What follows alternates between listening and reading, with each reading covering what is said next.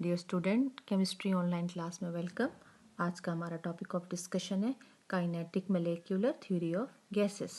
पहले हम देखेंगे इसका introduction, then postulates of kinetic molecular theory, then explanation of gas laws from kinetic molecular theory. पहले हम देखते हैं इंट्रोडक्शन। अब काइनेटिक मोलेक्युलर थ्योरी जो है ये हमें हेल्प करती है कि हम जो गैस की प्रॉपर्टीज़ हैं उसको हम एटम लेवल पे या मॉलिक्यूल लेवल पे स्टडी कर सकें। इसको हम इस तरह से समझ सकते हैं जैसे हमने पहले गैस लॉस डिस्कस किए, जैसा चार्ल्स लॉ था, बॉयल्स लॉ था। उसमें हम गैस का जो बिहेवियर देख रहे थे वो मैक्रोस्कोपिक लेवल पे था, ऐसी प्रॉपर्टीज जिसको आई ऑब्जर्व कर सकती है अनएडेड। तो जो काइनेटिक मोलेक्युलर थ्योरी है वो हमें हेल्प करती है कि हम इन मैक्रोस्कोपिक जो प्रॉपर्टी है, जो हम टेम्परेचर में चेंज देखते हैं, वॉल्यूम में चेंज देखते हैं, गैस के प्रेशर में चेंज देखते हैं, हम उसको माइक्रोस्कोपिक एटम या मॉलिक्यूलर लेवल पे जाके हम स्टडी कर सकते हैं या अंडरस्टैंड कर सकते हैं। ठीक है, तो kinetic molecular theory was put forward bye Bernoulli. इस थ्योरी को जो है बर्नौली ने जो पुट फॉरवर्ड किया था, और क्लासियस ने काइनेटिक मोलेक्युलर थ्योरी से जो है वो काइनेटिक मोलेक्युलर इक्वेशन ड्राइव की थी, और इस इक्वेशन से इसने डिफरेंट गैस लॉज जो हैं वो ड्राइव किए थे। मैक्सवेल ने जो है एलेबोरेट किया और एक्सटेंड किया काइनेटिक मोलेक्युलर थ्योरी को, और इसने दिया law of distribution of velocities. Law of distribution of velocities, हम इसका मतलब क्या है कि मॉलिक्यूल्स जो हैं, जो अगर हम कहते हैं हम एक पर्टिकुलर टेम्परेचर पर गैस का हमने सैंपल लिया हुआ है, तो गैस के सारी मॉलिक्यूल्स की जो वेलोसिटीज़ हैं वो सेम नहीं होंगी।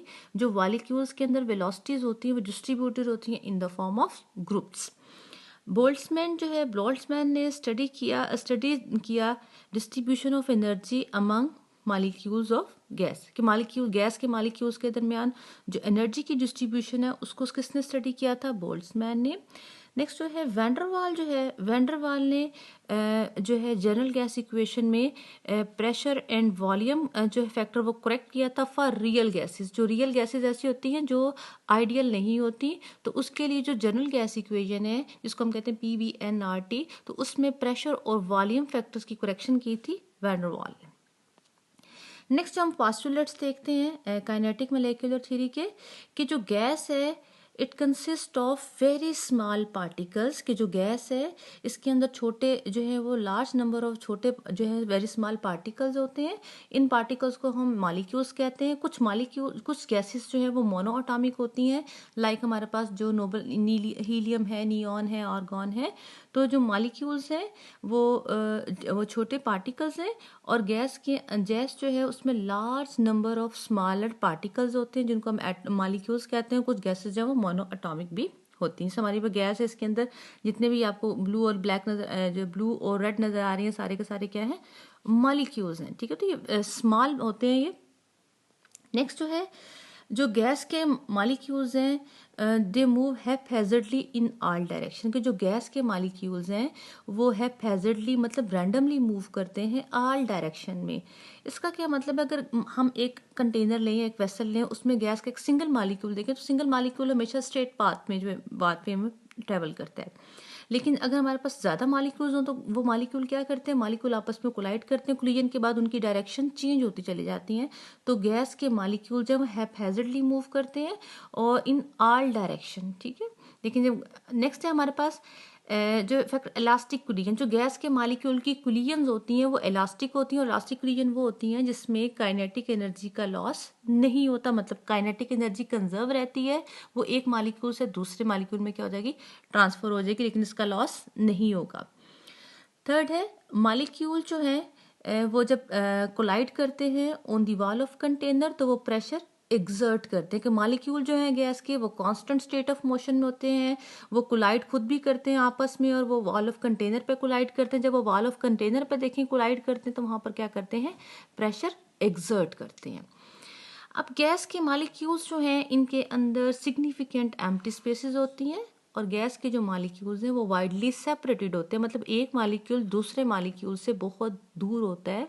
और जो गैस के मॉलिक्यूल्स का साइज है इनके दरमियान जो स्पेसेस है उसके मुकाबले में बहुत ही छोटा होता है। ठीक है, तो जो गैस के मॉलिक्यूल्स हैं वो क्या होते हैं? वाइडली सेपरेटेड होते हैं।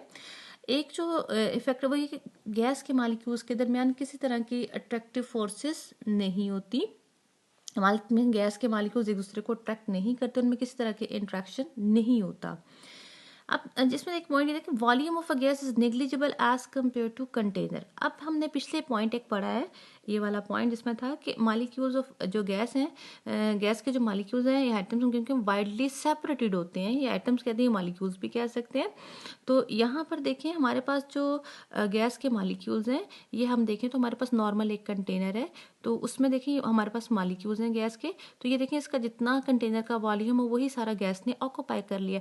लेकिन अगर हम मालिक्यूल्स को देखें, अगर इकट्ठा करें तो ये एक्चुअल मालिक्यूल्स का वॉल्यूम ये वाला बनता है जो आपको यहाँ पर कलेक्टेड थोड़े से आपको रेड डॉट्स नज़र आ रहे हैं। तो इसको हम इस पूरे वॉल्यूम के मुकाबले में हम इसको क्या कर सकते हैं, इग्नोर कर सकते हैं, ठीक है। तो जो एक्चुअल वॉल्यूम है गैस का उसको हम as compare to volume of vessel क्या कर सकते हैं, इग्नोर कर सकते हैं। नेक्स्ट है कि जो एवरेज काइनेटिक एनर्जी है गैस के मालिक्यूल की वो टेम्परेचर पे डिपेंड करती है। अगर टेम्परेचर ज़्यादा हो जाएगा तो मालिक्यूल्स की एनर्जी भी क्या हो जाएगी, ज़्यादा हो जाएगी, ठीक है। तो जितना ज़्यादा टेम्परेचर करेंगे उतनी उसकी एनर्जी क्या हो जाएगी, गैस के मालिक्यूल की ज़्यादा हो जाएगी। नेक्स्ट है क्लासियस काइनेटिक इक्वेशन। जो काइनेटिक थ्योरी के जो हमने अभी कुछ पॉस्टुलेट्स डिस्कस किए हैं, इन पॉस्टुलेट्स को सामने रखते हुए क्लासियस ने जो है वो काइनेटिक मोलेकुलर इक्वेशन ड्राइव की, और इक्वेशन क्या है, P V equals to 1/3 mn/c1 square. अब जो यहाँ पर देखें जो पी क्या है वो प्रेशर है, वी क्या है वॉल्यूम, वॉल्यूम कौन सा होगा, वॉल्यूम ऑफ वेसल होगा, एम क्या है mass of one molecule of the gas, gas के एक मालिक्यूल का मैस है एम, एन क्या है number of molecule of gas in the vessel के अंदर जो गैस है उसके जो टोटल नंबर ऑफ मालिक्यूल्स है वो एन है, और ए जो हमारे पास ski स्क्वायर बार क्या है, मीन स्क्वायर वेलोसिटी है, ठीक है। तो ये हमारे पास ये है काइनेटिक जो है इक्वेशन है, और ये जो है ड्राइव किसने की थी, क्लासियस ने, और इसकी बेसिस क्या है, ये काइनेटिक मोलेकुलर थ्योरी के जो पोस्टुलेट्स हैं उसकी बेसिस पे ये इक्वेशन जो है ड्राइव हुई है। अब यहाँ पर जो मेन पॉइंट है वो है मीन स्क्वायर वेलोसिटी।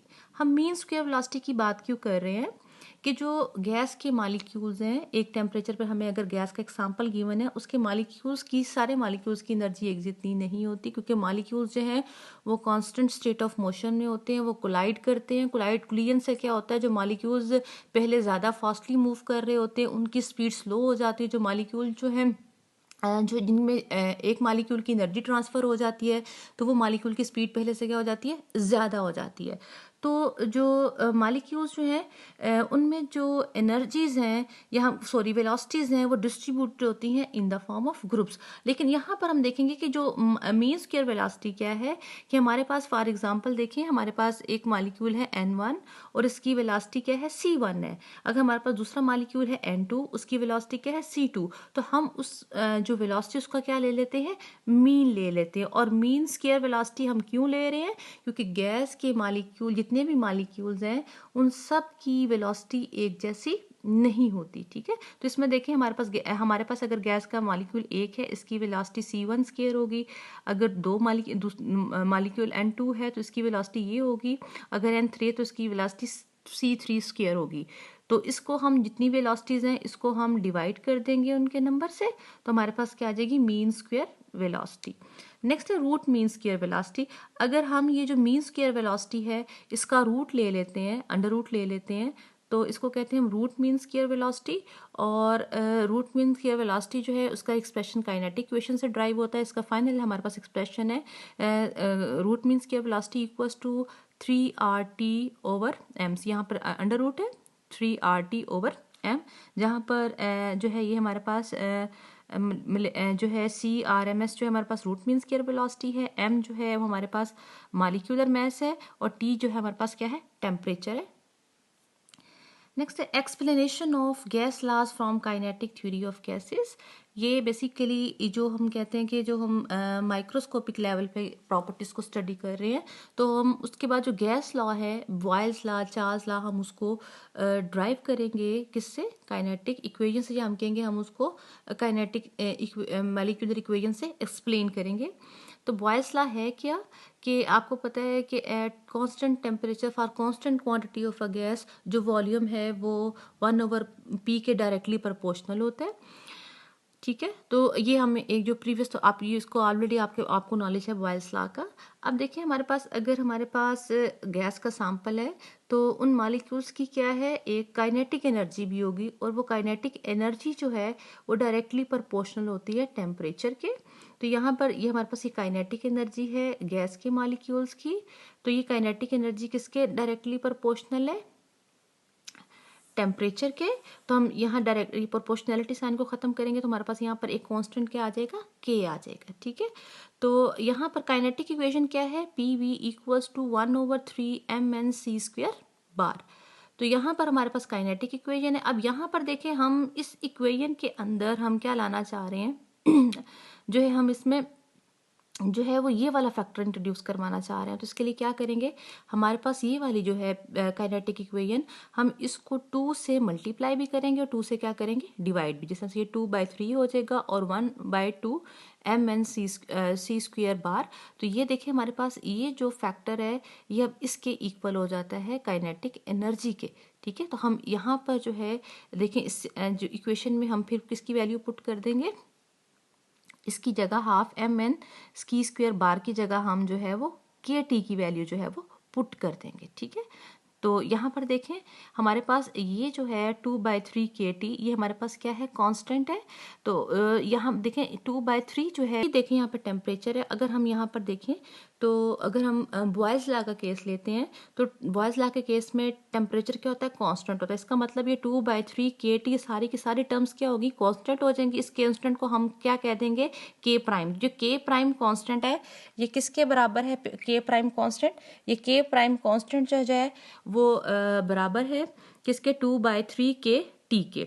तो यहाँ पर देखें पी वी और इक्वल्स टू के प्राइम, ये हमारे पास क्या है, बॉयल्स लॉ। तो इस तरह से हम काइनेटिक इक्वेशन से बॉयल लॉ को एक्सप्लेन कर सकते हैं। ठीक है, नेक्स्ट है चार्ल्स लॉ। अच्छा, अब चार्ल्स लॉ क्या है, according to one of the postulate of kinetic molecular theory of gas, the kinetic energy is directly proportional to absolute temperature of gas. कि जो काइनेटिक एनर्जी हमारे पास, अगर गैस का एग्जांपल है, उस मॉलिक्यूल की जो काइनेटिक एनर्जी है वो किसके डायरेक्टली प्रोपोर्शनल होगी, वो टेम्परेचर के डायरेक्टली प्रोपोर्शनल होगी हमारे पास यहाँ पर। तो ये देखें, ये प्रीवियस जो हमारा बॉयल्स लॉ, तो उसमें भी हमने ये चीज़ डिस्कस की है, 1/2 mnc² bar into T, 1/2 mnc² bar equals to kT। अब यहाँ पर k जो है वो क्या है, प्रोपोर्शनैलिटी कांस्टेंट है। यहाँ पर जो k जो है प्रोपोर्शनैलिटी कांस्टेंट है। अब काइनेटिक इक्वेशन देखते हैं, P V equals to 1/3 mnc² bar. अभी हम देखिए मल्टीप्लाई करेंगे इस इक्वेशन को 2 से, और 2 से डिवाइड भी करेंगे, तो अब हमारे पास यही वाला जो पहले भी हमने ये केस डिस्कस किया, P V equals to 2/3 1/2 mnc² bar. अब यहाँ पर इसकी वैल्यू हम ये वाली पुट कर देंगे, हम 1/2 ये किसके इक्वल है, ये जो है वो ये वाला जो काइनेटिक एनर्जी किसके इक्वल है, इक्वल्स टू kT। तो यहाँ पर हम kT की वैल्यू लगा देंगे। ठीक है, अब यहाँ पर देखिए हमारे पास P V equals to 2/3 kT expression, यहाँ तक हमारे पास जो हमने अभी तक ये इक्वेशन यहाँ से यहाँ तक ड्राइव की एक्सप्रेशन हमारे प्रीवियस जो बॉयल्स लॉ में भी हमने यहाँ तक ड्राइव किया था। अभी देखें 2/3, अब हमारे पास चार्ल्स लॉ होता क्या है कि वॉल्यूम जो है वो डायरेक्टली प्रोपोर्शनल होता है टेम्परेचर के। तो यहाँ पर देखें वी हम प्रेशर को भी इस तरफ ले जाएंगे, 2k/3p इंटू टी। हम जो चार्ल्स लॉ है उसमें प्रेशर क्या होता है, कांस्टेंट होता है, क्वांटिटी ऑफ गैस कांस्टेंट होती है। तो यहाँ पर देखें 2k/3p हमारे पास कांस्टेंट है, और t हमारे पास जो है यहाँ पर वो एक वेरिएबल ही होता है। तो यहाँ पर देखें एट कांस्टेंट प्रेशर जो है ये हमारे पास कांस्टेंट फैक्टर आ जाएगा। तो ये हमारे पास, अगर हमारे पास एक और कांस्टेंट आ जाएगा k', तो v will be equal to k''t। तो अगर हम v डिवाइडेड बाय t करें तो इक्वल्स टू k''। तो ये हमारे पास क्या है, चार्ल्स लॉ है कि हमारे पास volume directly proportional to temperature है। ये वॉल्यूम और टेम्परेचर का रेशियो क्या है, एक कांस्टेंट क्वांटिटी है। Is it clear? नेक्स्ट हमारे पास Avogadro's law.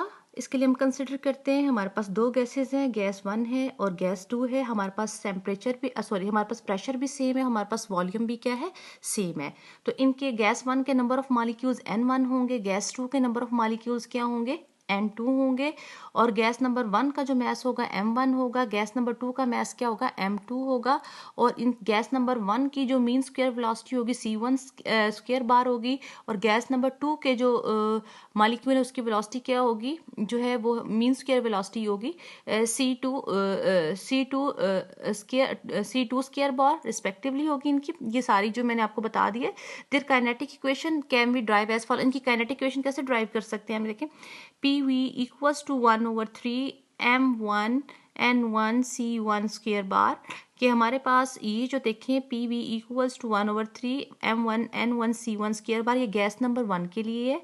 PV equals to 1/3 M2 N2 C2 square bar for gas number 2, ये गैस नंबर 2 के लिए है। ये सारी बातें हम पहले भी मैं इस स्टेटमेंट में भी आपको बताई हैं कि ये फैक्टर्स जो है वो गैस नंबर 2 के और ये गैस नंबर 1 के हैं। अब जो हम इन दोनों को क्या करते हैं, इक्वलाइज करेंगे। तो इक्वलाइज करेंगे तो पीवी टर्म जो है वो कैंसिल आउट हो जाएगी। यहाँ पर देखें हम इन दोनों को इक्वलाइज करेंगे तो आपके पास देखिए यहाँ पर 1/3 M1 N1 C1 square bar equals to 1/3 M2 N2 C2 square bar. तो यहाँ पर देखिए हमारे पास ये फैक्टर एक दूसरे को कैंसिल कर देंगे। अब हमारे पास क्या रह जाएगा, M1 N1 C1 square bar equals to M2 N2 C2 square bar. अब देखिए हमारे पास जब टेम्परेचर दोनों गैसेस का सेम है तो इनके मॉलिक्यूल्स की पर मॉलिक्यूल की जो है काइनेटिक एनर्जी भी क्या होगी, सेम होगी। तो वो पर मॉलिक्यूल की काइनेटिक एनर्जी कितनी हो जाएगी, 1/2 M1 C1 स्क्वायर और equals to 1/2 M2 C2 square bar. अब प्रीवियस यहाँ पर देखिए हम n का फैक्टर लेके आते थे। ये n जो है बेसिकली होता है कि सारे के सारे मॉलिक्यूल्स जो हैं, एक मॉलिक्यूल का मैस है ये जितने नंबर ऑफ मॉलिक्यूल्स उनके, तो ये सारे मॉलिक्यूल्स की एनर्जी आ जाएगी जो सैंपल में मौजूद है। लेकिन यहाँ पर देखें ये एक सिंगल मॉलिक्यूल्स के लिए एनर्जी है 1/2 M1 C1 square bar equals to 1/2 M2 C2 square bar. तो M1 C1 square equals to M2 C2 square. तो यहाँ पर देखें हमारे पास जो है वो करेंगे क्या, हम जो है 19 इक्वेशन को इस 20 से क्या कर देंगे, डिवाइड कर देंगे। ठीक है, डिवाइड कर देंगे तो हमारे पास क्या आ जाएगा, N1 will be equal to N2। तो इसमें देखें हमारे पास अगर टेम्परेचर भी सेम हो, हमारे पास प्रेशर भी सेम हो, तो इक्वल वॉल्यूम्स होंगे और नंबर ऑफ मॉलिक्यूल्स भी क्या होंगे, सेम होंगे। तो हमारे पास ये एवोगैड्रोस लॉ जो है वो जस्टिफाई हो जाता है। Is it clear?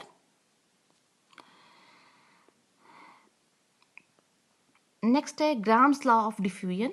According to kinetic equation हम अगेन जो है काइनेटिक इक्वेशन लेंगे, PV equals to 1/3 MnC square bar.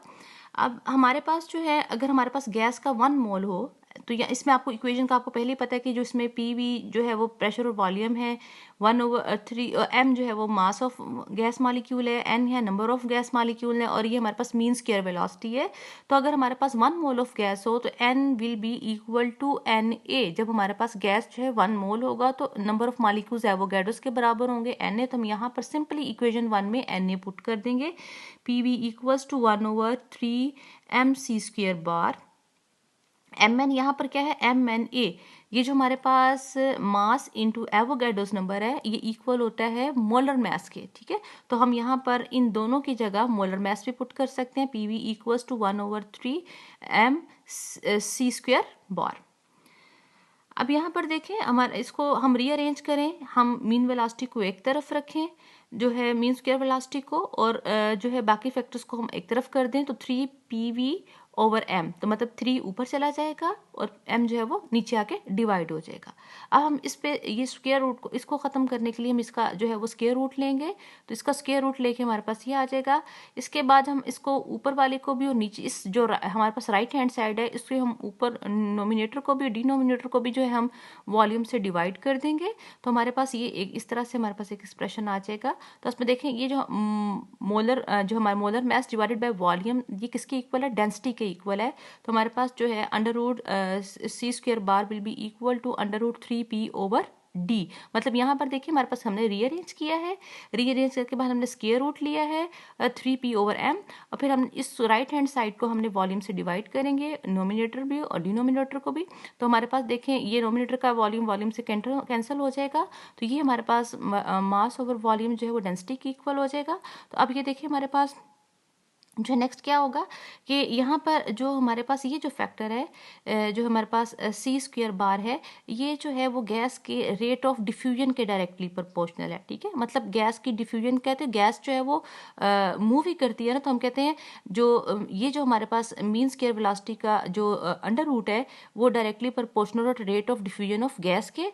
तो हमारे पास इसकी जगह हम रेट को जो है आर को भी पुट कर सकते हैं, rate of diffusion of gas को। तो ये जो क्योंकि ये इसके इक्वल है तो हम यहाँ पर आर की वैल्यू पुट कर देंगे, और यहाँ पर 3p/d है, और ये 3p और जो हमारे पास क्या है, हमारा अगर प्रेशर कांस्टेंट है तो हमारे पास जो है rate of diffusion of gas क्या होगा, इनवर्सली प्रोपोर्शनल होगा स्क्वायर रूट ऑफ डेंसिटी के, या हम कह सकते हैं directly proportional to square root of 1/डेंसिटी के, ठीक है। तो इस तरह से हम जो है काइनेटिक मोलेक्यूलर इक्वेशन से जो है वो ग्राम्स लॉ ऑफ डिफ्यूजन को भी ड्राइव कर सकते हैं।